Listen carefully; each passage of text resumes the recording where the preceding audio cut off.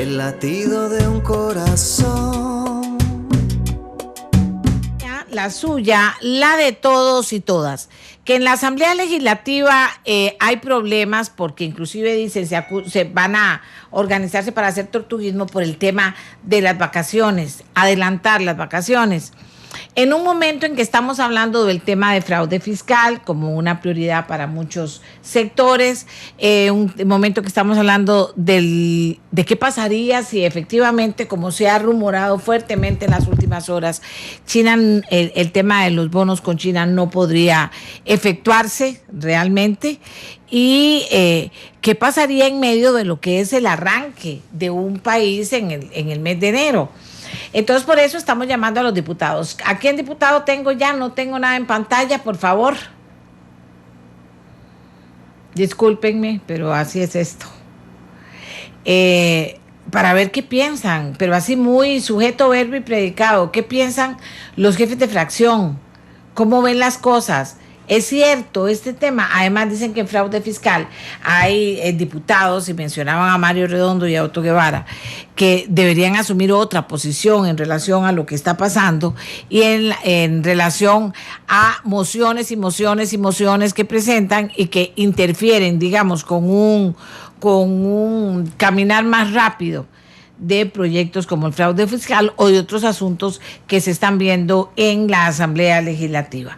De eso queremos hablar con ellos. Son días, ya comienzan los días difíciles porque las personas están tratando, la mayoría, de dejar todo listo para poderse ir a unas largas vacaciones que son las de fin de año. Por cierto, que ya el gobierno de la República dijo que las fechas del 21, o sea, al 1 de enero, ya el 2 de enero se supone que en teoría todo el mundo está trabajando y que así van a funcionar las cosas dependiendo si es sábado o no es sábado, si es domingo, si es feriado de ley o no es feriado de ley. Uno de los diputados que se menciona es don Mario Redondo. Don Mario, pero bien, un minuto para cada uno, bien clarito, ¿cómo está la situación con Mario Redondo en relación a lo que es esta etapa final del año del trabajo legislativo? Perdón, doña Amelia, tuve un problema con el teléfono, se me cayó un momento cuando usted me estaba haciendo la pregunta y no le escuché. Que les estamos preguntando a todos los jefes de fracción, usted es fracción unitaria, pero aún así, a todos los jefes de fracción, bien puntual, un minuto para cada uno, ¿qué piensan de toda esta etapa final de la Asamblea y lo que está pasando y qué posición van a adoptar sus partidos? Bueno, doña Amelia, yo creo que de la Asamblea hemos mostrado en las últimas semanas una gran disposición a aprobar proyectos importantes.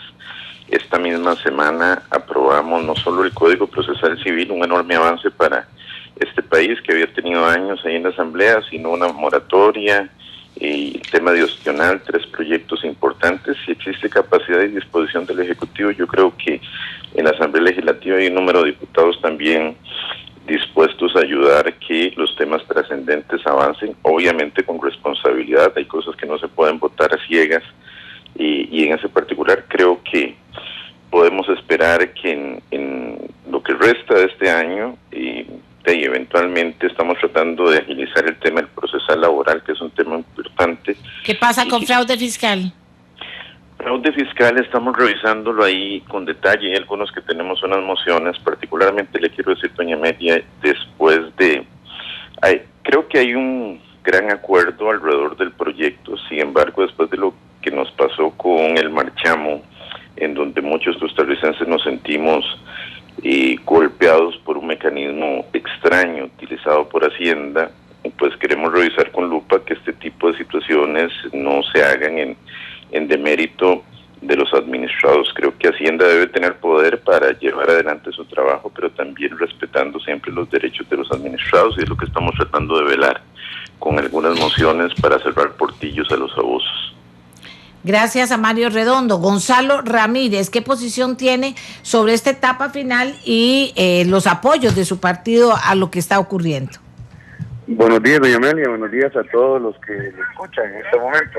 Bueno, nuestra posición es siempre proponer y dejar y ser coadyuvar al trabajo de todos los y las diputadas, y en este caso del Poder Ejecutivo, en los temas país. Creo que hemos hecho una extraordinaria semana con 3 proyectos de ley que realmente eran bien pesados y que Costa Rica lo necesitaba. Hoy podemos decir que ya la Corte no tendrá pretexto para decir que no puede aplicar la justicia pronta, el principio de justicia pronta y cumplida. Hay otros proyectos que se están analizando que tenemos que articular más con el Poder Ejecutivo, y ahí todos hemos estado con la anuencia a la poder articular y poder hacer nuestro mejor esfuerzo para que en este barco donde vamos todos pues llegue a buen puerto. Don Julio Rojas, gracias a Gonzalo Ramírez. Don Julio Rojas, ¿qué está pasando realmente? ¿Qué es lo que está pasando ahí que en caso de fraude fiscal dice, uy, va a haber problemas, pero en general, ¿cómo cerrar el año? ¿Cómo lo está viendo Liberación Nacional? Sí, muy buenos días a usted, doña Amelia, y a todos los que escuchan su estimable programa. En realidad, me parece que lo que está sucediendo con fraude fiscal es un tema que ya se había consensuado con muchas fracciones, y ahora vemos que hay una serie de emociones, una gran cantidad de emociones que no les vemos razón. Aquí la fracción del partido ha venido trabajando con otras fracciones y con el Ministerio de Hacienda para justamente aprobar este proyecto importante para el país. No vemos por qué don Mario Redondo y otros compañeros están presentando mociones si es un tema ya que se había discutido.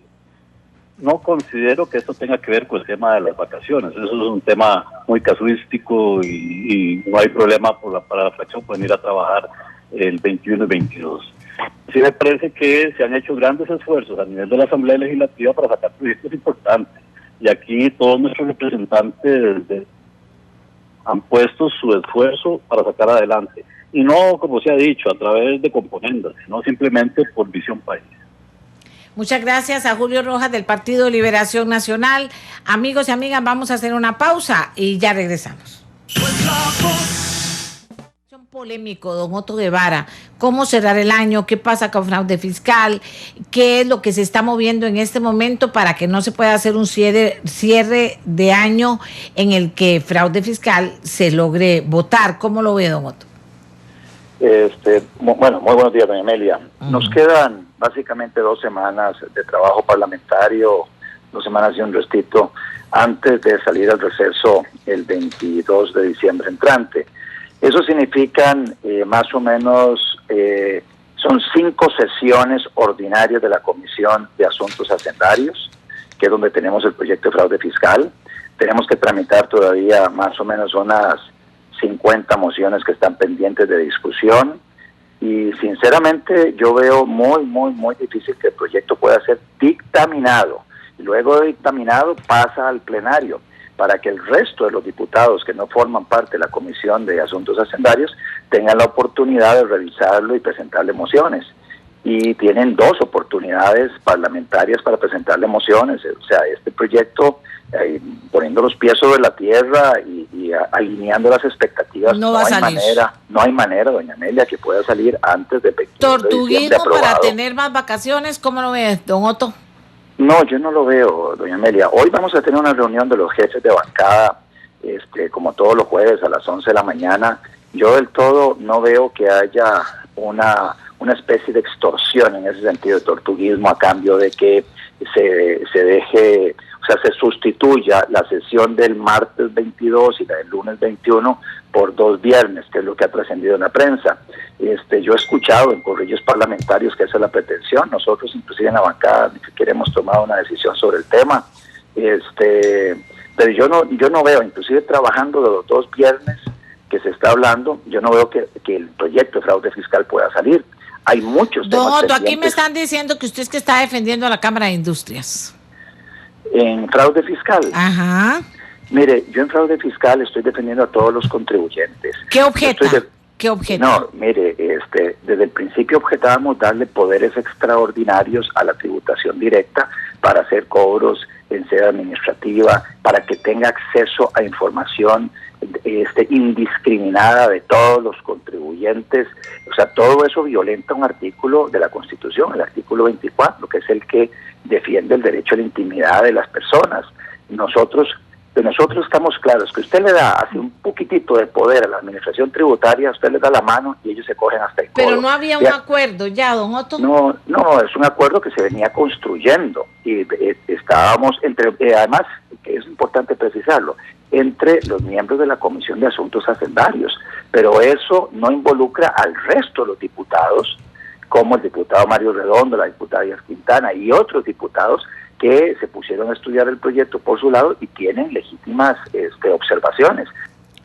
Así están las cosas en la Asamblea Legislativa. Y fraude fiscal, véanlo ustedes, no solo que no va a pasar nada ahora, por lo que por lo menos señala don Otto, sino que esto hay que profundizarlo un poco más y ya no nos queda tiempo, porque hicimos un contacto, vamos a ver si lo logramos, pero con hora precisa. Así que hacemos una pausa y ya regresamos a ver si logramos hablar de un tema que yo estoy segura que les va a gustar a ustedes, pero que requiere de nuestra hora precisa, listos para sacarlo al aire. Ya volvemos, gracias. Amigos y amigas, hacemos contacto con París. Y no solo contacto con París, contacto con una costarricense que juega un papel destacadísimo en todo lo que ha sido esta Conferencia Mundial del Cambio Climático. Por supuesto, ella llega ahí después de haber recorrido un camino muy importante en esta pelea frontal para promover cambios de cultura, medidas, etcétera, y cambiar al mundo, cuidar el planeta y minimizar lo que va a ser el cambio climático en nuestro planeta. Ella fundó el Centro para el Desarrollo Sostenible de las Américas en 1995.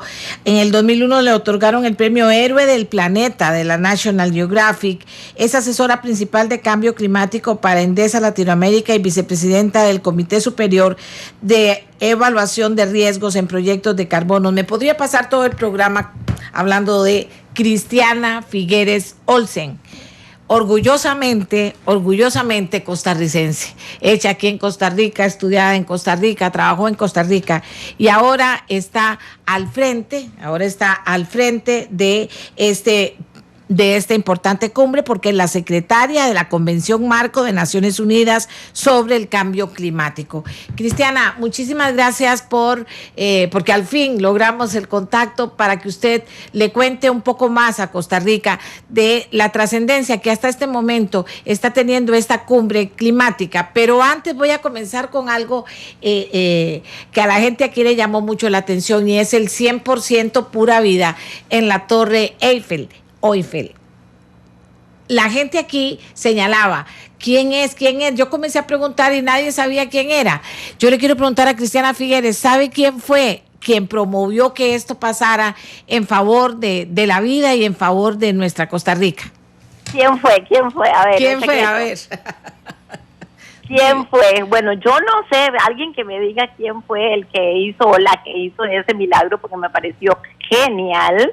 Es una total sorpresa. Nosotros le habíamos ayudado al artista que estaba planeando todas esas imágenes sobre la Torre Eiffel, le habíamos ayudado desde hacía muchos meses, pero nadie me había contado de esa sorpresa. Así es que yo quiero saber quién fue él o la artista que hizo eso. Bueno, entonces cuando sepa me va a contar. Ahora cuéntele a Costa Rica, ¿qué ha significado para usted haber cerrado una cumbre que inclusive en determinado momento hasta estuvo en peligro? ¿Y qué ha pasado hasta ahora para que el mundo pueda conocer, y Costa Rica sobre todo, si va a valer la pena todo el esfuerzo?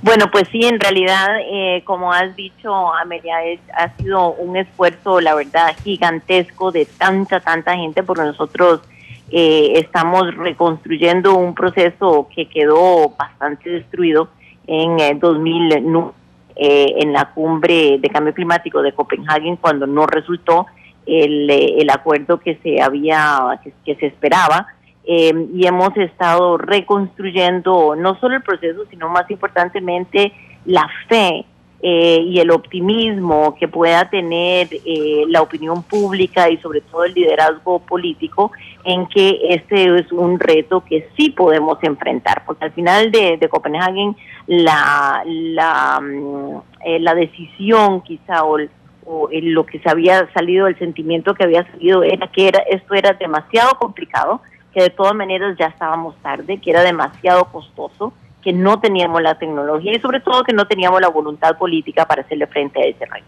Pero si tenemos un reto de esta magnitud que afecta tantísimo, sobre todo las poblaciones vulnerables en cada una de las geografías y las poblaciones futuras, pues no nos podemos rendir. Aquí tenemos que seguir al pie del cañón y si se nos volcó la carreta, como diría don José Figueres Ferrer, pues si se nos volcó la carreta hay que volverla a enderezar.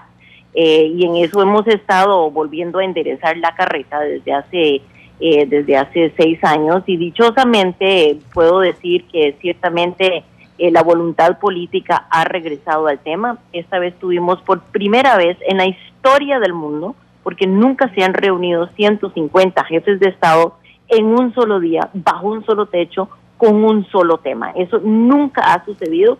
En Asamblea General de Naciones Unidas en Nueva York, pues se reúnen los jefes de Estado, pero siempre con muchísimos temas entre manos y sobre un periodo de unos 2 o 3 o 4 días. Nosotros acá tuvimos el gran honor de recibir a 150 jefes de Estado, todos en el primer día, todos el lunes, quienes todos llegaron para hacerse presente y decir, este es un reto al cual la humanidad se va a enfrentar y lo vamos a hacer aquí en París. Y ahora estamos con la tarea tan dura de traducir esa voluntad y ese lineamiento político que recibimos de 150 jefes de Estado, de traducir esto en un texto legal, y en eso estamos ahora, en el trabajo de hormiguitas de traducir un mandato global político en un texto legal. ¿Cree posible que sea un texto, y como decía el presidente Obama, que fuera vinculante, que se respetara y que pudiéramos medir al día siguiente de finalizar la cumbre que se comenzó a mover esto? Definitivamente, sí, yo creo que hay un acuerdo tácito, pero por supuesto hay que esperar hasta la finalización de las negociaciones, pero hay un acuerdo tácito de que esto va a ser un acuerdo vinculante. Ahora, ¿qué países están llevando la batuta en esto, Cristiana? No, pues curiosamente aquí uno de los países más destacados y que ha llevado ya no solo a nivel internacional, sino a nivel doméstico, una de las mayores transformaciones hacia una economía baja en carbono es China. Y mucha gente pues le achaca a China una falta de responsabilidad, pero si uno ve los números, si uno ve los compromisos que tienen y lo que ya están haciendo y cómo están limpiando su matriz energética, lo que sorprende es que China, el país en desarrollo más grande y más poderoso del mundo, pues ha tomado este liderazgo internacional precisamente porque ellos saben que para ellos esto es importante para la salud de su gente, es importante para su competitividad internacional y por supuesto para su liderazgo político internacional. Y yo creo que eso aterriza como una sorpresa para la gran mayoría de las personas. ¿Qué otras sorpresas para los que participan en esta cumbre? Pues las otras sorpresas quizá es que hay tanta voluntad. La verdad es que yo jamás me esperé tener acá 150 países, todos prácticamente con el mismo mensaje. Eso es algo inusitado, pero también ahora lo difícil de cómo traducir eso, porque ahora este trabajo de la traducción a un texto legal es muchísimo más complicado que simplemente dar una señal política.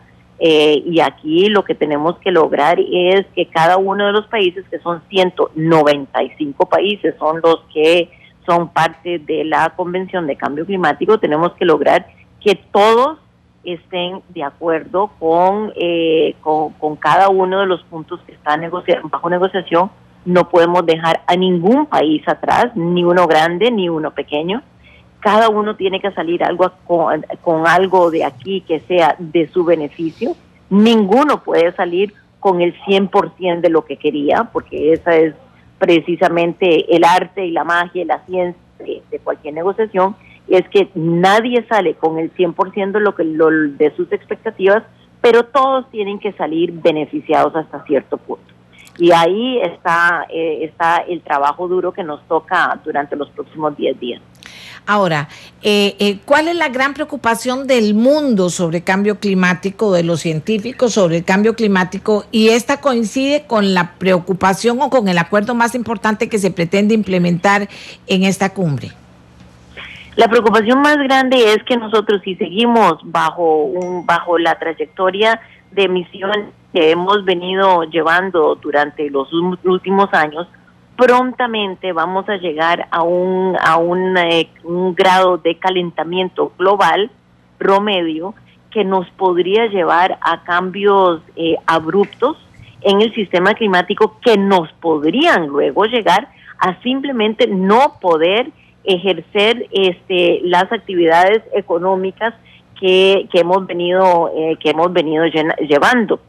A mí me dice, por ejemplo, el sector de seguros me dice que un planeta que suba de 2 grados en incremento de la temperatura simplemente no va a ser asegurable. El sector de seguros entero global dice que ellos no podrían asegurar los daños que eso causaría. Con eso yo creo que se resume muy bien el peligro en el que estamos, porque todos dependemos de una economía relativamente estable, por supuesto con sus altos y bajos normales que tiene la economía global, pero no con cambios abruptos que no podamos manejar, ni con riesgos que no podamos mitigar. Entonces, estamos hablando de poder evitar los peores impactos del cambio climático, y la razón por la cual París es muy importante es porque los científicos nos han dicho que tenemos una ventana para poder llegar a lo máximo de las emisiones globales y empezar un descenso de esas emisiones muy, muy rápido. De manera que París es prácticamente el último momento, este año, el 2015, es prácticamente el último año en que es posible todavía tomar las decisiones necesarias para empezar a cambiar la trayectoria de emisiones. ¿Cómo aterrizaron esa gran preocupación a la práctica de acuerdos concretos realizables, Cristiana? Bueno, tenemos un borrador de acuerdo que por supuesto que no entra dentro de detalles de cada uno de los países, sino que es un acuerdo global. Ajá. Que va a guiar el desarrollo de la economía, que por el momento tenemos una economía global muy intensa en emisiones de carbono, y tenemos que mover esa economía a una economía menos intensa en carbono, parecida a la de Costa Rica, por cierto, porque nosotros tenemos una matriz energética muchísimo más limpia que el promedio de las naciones. Entonces tenemos que trabajarlo a nivel global, pero también ya tenemos 185 países del mundo que nos han enviado ya sus planes de cómo piensan arrestar sus emisiones y adaptarse a los cambios. Así es que a nivel doméstico ya estamos bien adelantados. Aquí lo que falta es la estructura legal internacional. Clarísima usted, Cristiana, pero lo más importante, ¿realmente cree que ese acuerdo se va a lograr? Y claro, yo sé que dentro del marco de un acuerdo, pues es más fácil que haya muchos esfuerzos por lograr que los países que más necesitan tengan los apoyos y que los grandes que más pueden hacer hagan, etcétera. Pero ese acuerdo se va a lograr. Usted destacó China, ya eso es como un alivio. Se va a lograr, Amelia, y ahí ya me tengo que ir porque tengo que ir a la próxima reunión, así es que me disculpo de todos tus radioescuchas, pero sí, yo estoy confiada de que se va a lograr un acuerdo. Lo que no sabemos todavía, sinceramente, es si este acuerdo va a ser lo suficiente como para transformar la economía mundial en los próximos 5 o 10 años. Eso lo tendremos que ver la semana entrante y con mucho gusto podemos hablar nuevamente. Ok, pero Cristiana, 30 segundos. Me dicen que la alcaldesa de París, admiradora de Costa Rica y muy amiga de Cristiana, fue la responsable del 100% de Pura Vida. Es capaz. Ana Hidalgo es la alcaldesa de París. Es nacida en España, sí, es muy buena amiga y es posible que ella fue. Voy a averiguar porque la voy a ver el viernes. En la próxima reunión me lo cuenta. Muchas gracias, Cristiana. Listo. Muchas gracias por adiós. todo, por su esfuerzo y por dejar tan en alto el nombre de Costa Rica, trabajando como una hormiguita.